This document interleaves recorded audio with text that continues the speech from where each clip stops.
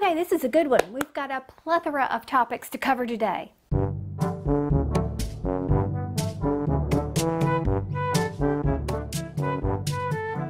Hey everybody, it's me, Margaret. I'm a Mississippi native transplanted to Atlanta, Georgia, where I sheepishly share things I love with you. And today is pretty much about yarn, and that is something I love a lot.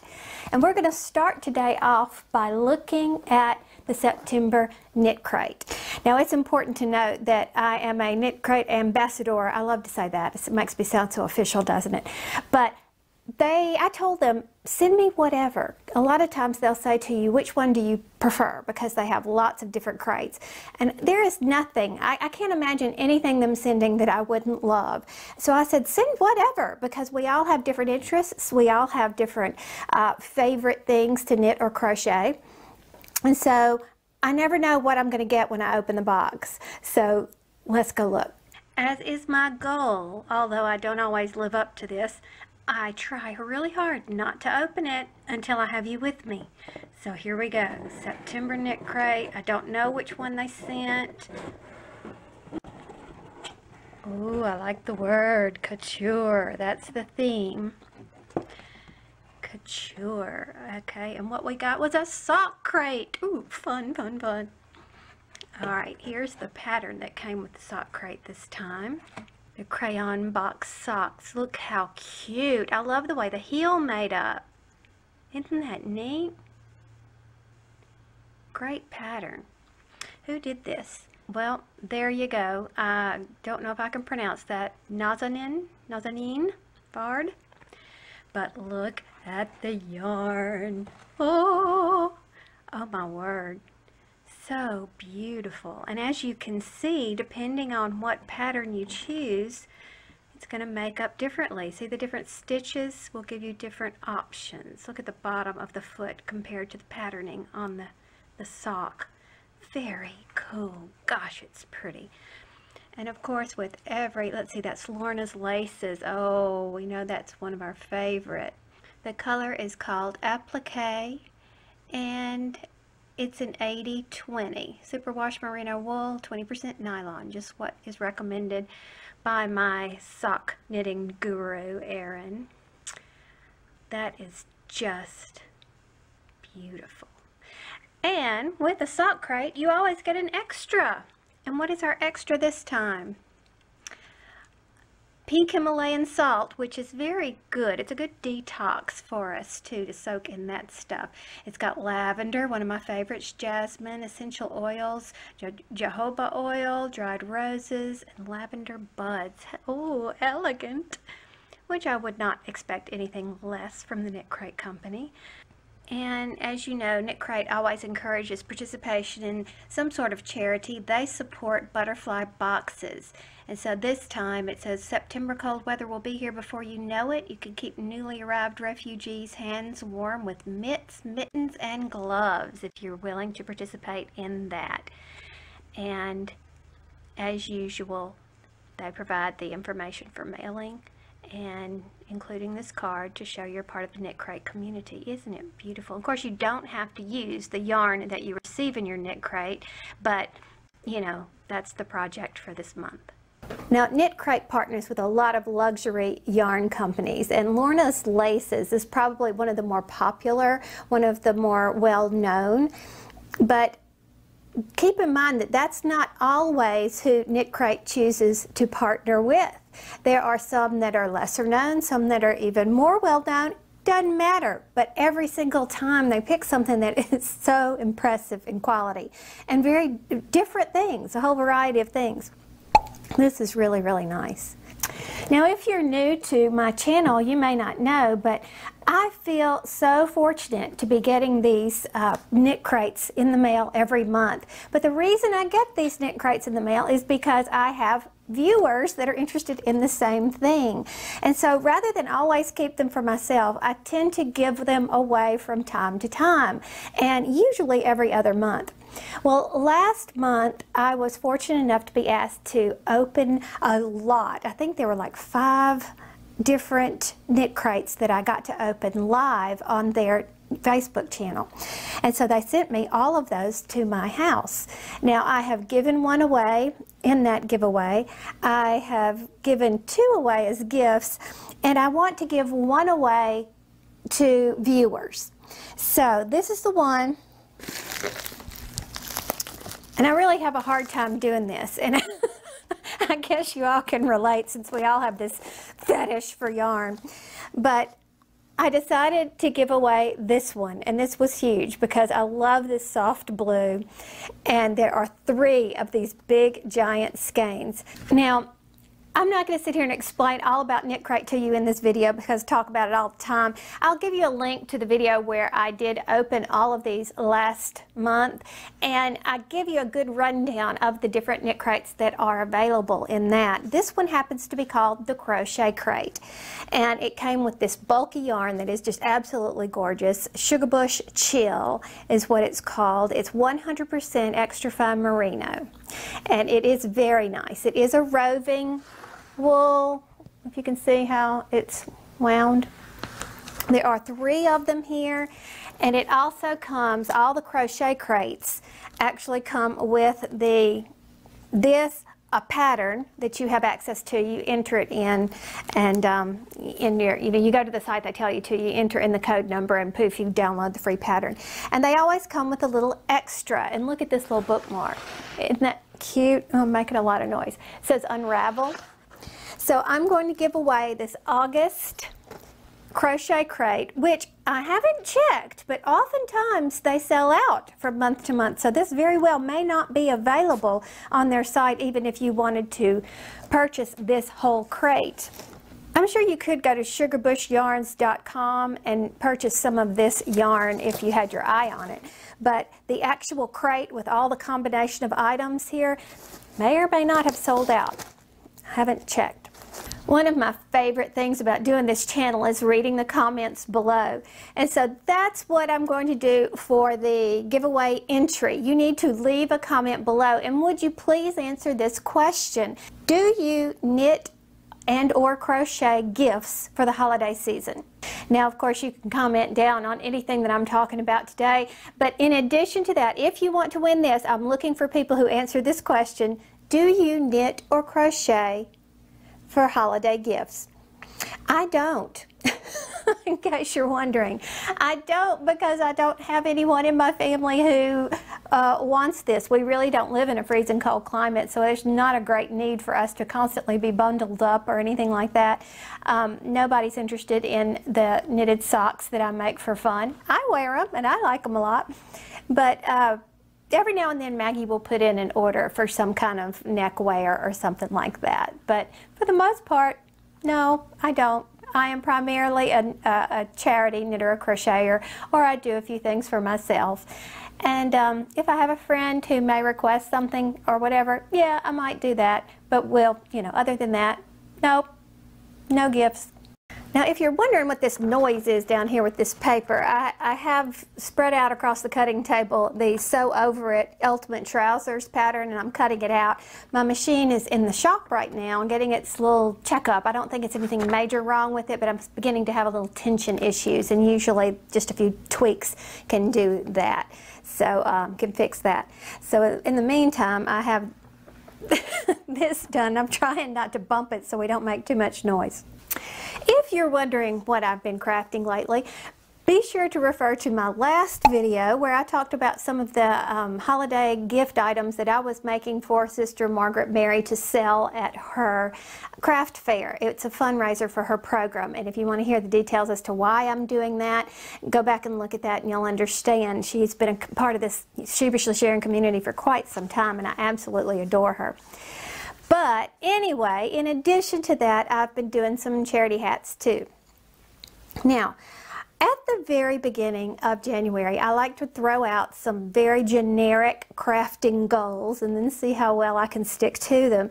And one of the things that I need to do is work down my yarn stash. I have too much. I feel really bad about it because it's quite gluttonous what I have in there, especially because I bought the majority of it to make into charity items, and yet they sit as skeins of yarn, which don't do any good for anyone. So I'm also wanting to work down my scraps because I don't like waste. So I had this open skein, great big giant skein. I can't even remember what it was. I think it was a baby yarn from Lion brand. And I had tons of it, and it just kept going and kept going.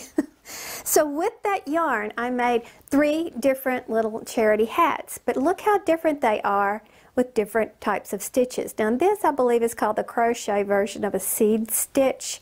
It's where you do a double crochet, then a single crochet, then a double crochet, then a single crochet, and on the following row you reverse that so that you'll have a single crochet sitting on top of a double crochet and vice versa. A very common thing, and you can look that up as a tutorial on YouTube. Then this one's just a straight up camel stitch hat right here. And if you don't know about the camel stitch, I actually have a tutorial on another camel stitch hat that has a band around the bottom. It's a slouchy and the whole thing. I'll put a link in the description box below for that. It at least will demonstrate for you how to do this. And you might like that hat better than just the straight cap style of this. And last but not least is this puff stitch hat. This is a free pattern found on the Be Hooked Crochet blog, and I'll put a link in the description box to this as well. I really love the yarn that she used in this as a multicolor, and I have used multicolor yarn like that on this before. This is a really good little go-to hat. It does have holes in it though, so I'm not sure about its warmth value, but certainly in a mild winter in the south, that's not a problem. But it sure is cute. But the thing I love to see is how the same yarn works up with different stitches. It's just kind of fun. I need to take a picture because I don't know what you can tell from this crazy angle.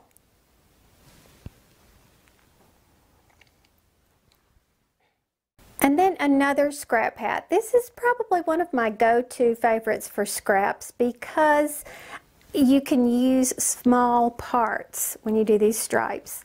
This is the Better Late Than Never beanie. I have used it on numerous occasions through the years on these videos.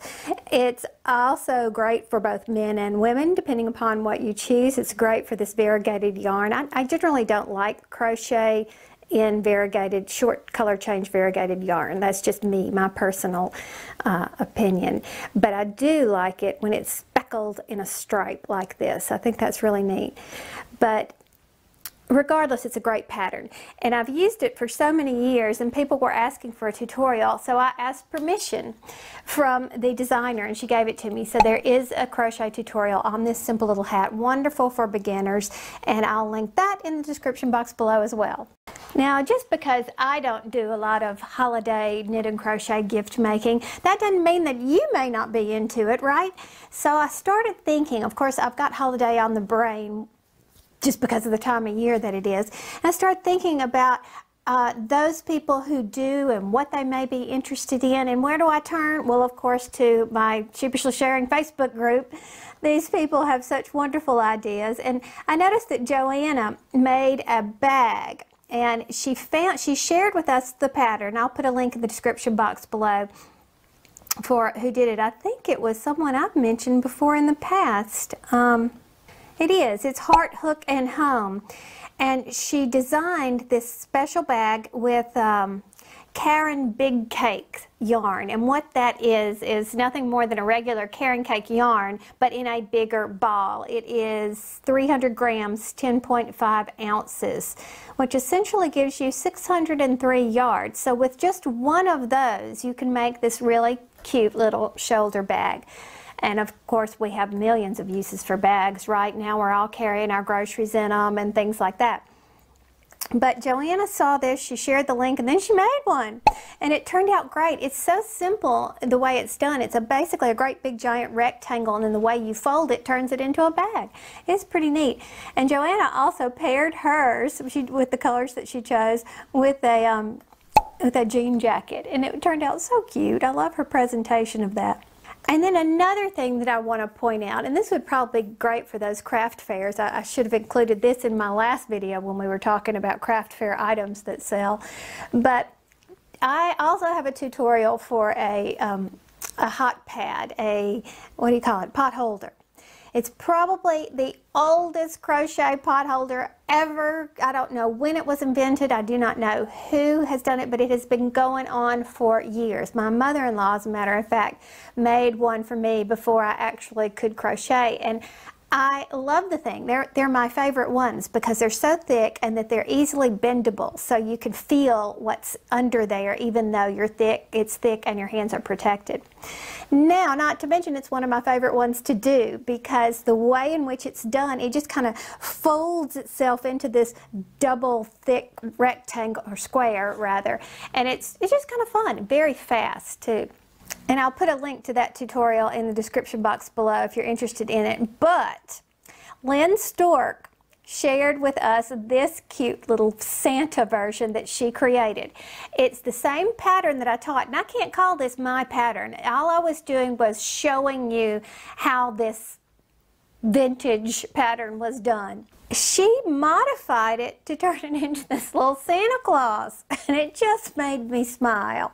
So I know some people are going to be interested in that, so I asked her down at the bottom, and I said, I told her, be prepared because I know we're going to have tons of requests for the instructions, and she said she would be happy to share the pattern with anyone who wants it. So Lynn, if you're watching this, go ahead and write it down because I know good and well somebody's going to want to make that cute little Santa Claus. Now, this also comes from somebody who is a member of the Sheepishly Sharing community, and that's Alex. And in addition to being a member of our little community, she has her own website and her own channel. So, do you see how cute that is? The little gnome. He lost his pom-pom on top. I have to go find his pom-pom. But isn't that adorable? And she has a tutorial on how to make these little guys too. So I will link that in the description box below. I'm going to be linking like crazy on them. Some of you may not know that KnitCrate is located in Miami, and here's what Rob, the owner, had to say about the Hurricane Irma. The team is doing well and everyone is safe. Compared to how hard Hurricane Irma hit other parts of Florida, we were really blessed. I'm going to share a few photos down below of the morning after. A lot of trees and power lines fell down. It makes driving a bit dangerous and traffic takes forever, but that's nothing compared to what some other folks lost in this storm, so we consider ourselves lucky. And then he thanks everybody for their concern. But believe it or not, they are back in the office as of Wednesday, packing things up and doing what needs to be done. So we're glad to hear that KnitCrate is safe. Now, to the best of my knowledge, everyone that I know has made it through Hurricane Harvey and Hurricane Irma pretty well with minor damage or problems to speak of. Ironically, it came right up here to Atlanta, which is the first time that the Atlanta area has ever been under a tropical storm warning. And so we were really prepared because we are not hurricane novices, being from Mississippi. I have family from New Orleans and the Gulf Coast, and it's just, you know, we always had to batten down the hatches even when we were in the Jackson area up in Madison because of, you know, the movement of a hurricane. So we know about tropical storms and tornadoes that come with it after that. So we were clearing our deck and we took down this awning thing that we have, and we were all prepared, and fortunately we didn't get a thing. Well, that's not true. We got big gusts of wind that could have really done damage to our awning thing had we not taken it down. But for the most part, we didn't lose power or anything. So we were incredibly fortunate, because all around us there were more instances of lost power, limbs, trees, you know, more damage than that. So, being prepared for it as we were, I also pulled out some yarn, got some projects going, and it was the robot hat, Robot Love hat, I think she called it, or Love Robot, from Repeat Crafter Me, who is one of my all-time favorite crochet designers, and all her stuff is free. I have to make a decision here. She points out that she did not stuff her attachments. See, these are like the little knobs that go on the side of them. And she did not stuff her attachments. She just kind of closed them like this and sewed them on. And I'm wondering if they're short enough to actually stand upright. I don't know what to do about those, but this sure is a cute little pattern. So it'll have to wait to be seen what I decide to do about the little accoutrements on these robots. I always think, because Repeat Craft to me is one of my favorite go-to crochet sites, that I think, oh, everybody knows about her, but not everybody does. But if you're listening to this video right now, I would encourage you to go check her out. I don't know her. I've never even corresponded with her. I just love what she does. And while we're talking about holidays and stuff, she has a number of wonderful, adorable little holiday related projects on there.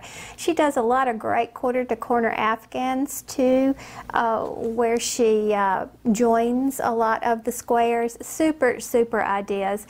So I would recommend, if you're looking for gifts, or if you're just looking for projects for decorating your house, like maybe you want a new Afghan to snuggle under for Christmas, go look and see what Sarah, that's her name, Repeat Craft to me, what Sarah's got on her site, because they're great, very clever. And she has other things too, like stitch markers, how to make little stitch markers and things like that. So very, very cute. Now, I know I've talked a lot about crochet today, and no, I haven't stopped knitting. It's just that I seem to go through phases, and right now I'm in a crochet phase. So I do have an unfinished project over there. I'm looking at it right now. I had to go get it so you could look at it too. It's in this precious project bag that Erin made, Gimme Yarn 418, and I'll put a link in the description box to her Etsy store. She's always got cute bags in there with different styles. And I don't know if she has this style anymore in there, but I loved it. There's a drawstring like this, but it says, do you see the hair flying everywhere? This project got put on hold, and the reason why is because, well, I don't know exactly why, but it was on hold. And then Smitty, my kitty that I lost recently, he started sleeping on top of it. So it has Smitty hair on the top of it, and I have not brought myself to clean it up and get back on it again, but I think I'm ready to do that, because with the addition of Harry in our household, that has eased some of my pain. But it's funny how you just grow to love your animals. But I'll go ahead and pull it out to show you what it was. It's a very simple knit and purl pattern right now that will turn into, well, I don't have the pattern handy. Newsflash, I can't find the pattern. Nor can I remember what the pattern is called. But I know I can find it because I talked about it in a previous video. As a matter of fact, I was making fun of this pattern in a previous video. I was looking at a set of new pattern releases from a company. I think it was Lion Brand, but I'm not sure. Nope, it was Yarnspirations. And the way they staged some of the pieces for the pictures, for the finished pieces, trying to sell these patterns, mind you, the way they did it was just really, really bad on several of these pictures. And this one in particular was staged really, really bad. It was like a poncho almost. Hopefully I can find it before I edit this video, before I put it up, so you can see what I'm talking about. And the way they staged this very tailored piece over a peasant blouse, which was not tailored at all. And I'm not, you know, saying that you can't mix styles. That's not the issue. In this particular time, it didn't work. And it looked, I said this, it looked like the girl said, oh gosh, I'm cold. Do you have anything in your car? And so her little sister, who was smaller than she was, ran out and said, this is all I have. And she said, okay, great, thanks. And she put it on. It did not go together. But I liked the piece all the same. So I was working on that. Now I have to go dig the pattern out somewhere. But on another note, here is a finished project. This is the this is the Hitchhiker pattern. Now the Hitchhiker, and forgive the little ends because I still haven't blocked it yet, and I like to block it and then cut my ends. But this is a very popular pattern. Everybody knows about this. It is a paid-for pattern, so we can't talk about it. It's by Martina Bem, and it's like a rite of passage for every knitter to knit the Hitchhiker at some point in their knitting career. Now, when I first knit this a few years ago, it was when we were going on a Disney cruise, and it was riddled with mistakes because I was a new knitter. So I'm happy to say that this time around I did a much better job. It was so much easier, and I actually flew through it, where the last time I remember thinking, gosh, this takes forever, but it really didn't. Now the yarn, and by the way, did I say it was a paid for pattern by Martina Bem? Yes, it's wonderful and worth the money. Now the yarn that I used is by KnitCrate. It's their own brand called Knitology. And I absolutely fell in love with this particular yarn. Now they have different types, but this one that I used, I loved. Now the Knitology yarn is a little bit more affordable because it's KnitCrate's own brand. And I had someone ask me, Margaret, have you used any of that yarn? I had to stop and think, well, no. I was just hoarding it, you know, like as if I would never be able to get any again, and it was gold, you know. That was dumb. So I pulled this out and made this scarf, and I have to say I loved working with it, and I loved the colors, the patterning, the way that it worked. It was just fantastic. So if you're interested in looking at a KnitCrate and you don't want to pay, well, you know, even this is not cheap because we're talking high quality yarn here, but it is more affordable than, say, some of the regular KnitCrate called the Artisan Crate and Sock Crate. So you just look at the prices. You can find one that fits your budget. But anyhow, I loved this. I'm trying not to hit the microphone, but essentially this is meant to be worn loose, not all wound up like I've got it, but it's hard to work with the microphone. And this is a great yarn, great project, and I highly recommend it to anyone. Now, you may remember a while back I told you about SSK Yarners, who also do videos, by the way. They are, well, Karen has this special charity, and she's selling things to raise money for the shipping for the veterans. If you make hats and send to them, then they get them to the veterans in one big donation. So I wanted to support that, and I told y'all about it. And here's one of the little combos. This is a sock blank, and see how it works? Look, they gave you a little thing here. It says start creating here. You start pulling right here and begin knitting your socks. And when you finish, of course you don't have this image on your socks, but what you have is a really pretty variegated yarn with the cream in between, and it just comes out. Sock blanks are just really fun to see how it's going to turn out. But I loved these little owls. And with the little owls came this little Christmassy owl bag. Isn't that adorable? Now look how this is different. It has one of these snap closures where you open it up. There's no zipper to accidentally catch your yarn, and then it just pops back shut like that. Isn't that cool? Now this was sewn by Sharon, and she is absolutely, one day I hope I can sew that well, but actually she can do everything, including baking and stuff. But anyway, to make a long story short, I'm talking so fast I can't get my words out, I'm going to put a link to Stella and Flo's Finest, which is where you can purchase even more bags. She has more things like this. She also does special custom cookies and ships them all over everywhere, and all kinds of neat stuff. But also I'm going to put a link to the SSK Yarners Etsy store. Oh yeah, there it is, right there, so that you can, I don't know if they're still doing this particular fundraiser or whatever, but just go see what else they have. Now, in their kindness, because I gave them a shout out, they also included this little Christmas set of yarn. I can't guarantee a special gift for you, but wasn't that sweet of them to give this to me? Love this, so fun. So I just love those two. I was supposed to spend some time with them this weekend at the Georgia Fiber Fest, but the hurricane kind of got in our way. So, but anyway, thought you'd like to see this. When I say check the description box, because that's where a link will be for whatever it is I'm talking about, I do that every one of my videos, as does the majority of the YouTube community. Not necessarily the yarn community, because it kind of acts a little bit differently. Some people put up their videos and then they never address the comments below. They don't use the description box. They send everybody to Ravelry. Well, not everyone has a Ravelry account, and if you are watching on YouTube, then let's make everything readily available on YouTube. At least that's the way YouTube views it, and I tend to agree with them.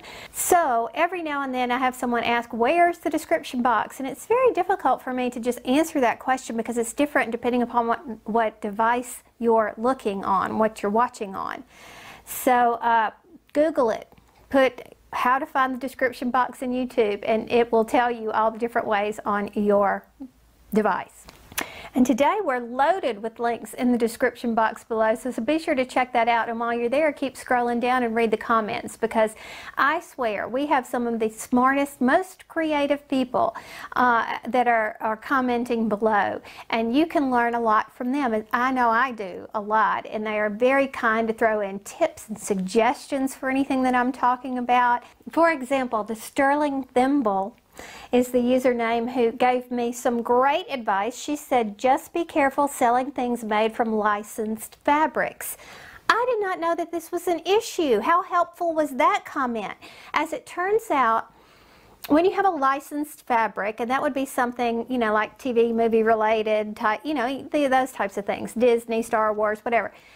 Let's see how it works. The store gets permission, they get a license to sell that fabric to one person, and that would be, say, me. Then I can't go around and sell it again. It's a one license sale, or one sale license, or something like that. It's actually a thing, that's what it's called.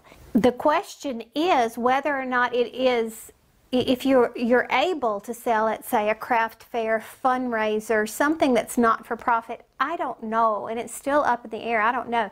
But regardless, that's an example of a commenter who is teaching me something that I didn't know. And so many times I have learned more from you people than I could ever actually give back. So I started this channel mainly so I could find some friends who were like-minded, because, as I've said many times before, none of my friends understand. So I said, well, fine, I'll just go find my friends who do understand, and I have. So I appreciate people who do throw in some good tidbits, because if you read through those comments, it's not just me who's gaining from it. You can gain things from it as well. So I really appreciate it. And remember that my one rule to this is just be kind. You are going to hurt people's feelings by accident plenty times in your life. You certainly don't want to do it on purpose. So just think about how you want to phrase something, even if you disagree, or you said, Margaret, what if you want to try, or something like that. Just think about it before you put it down in text for all the world to see. That's all I've got for this week. Don't forget to check for those links, and I appreciate you watching. Talk to you soon. Bye.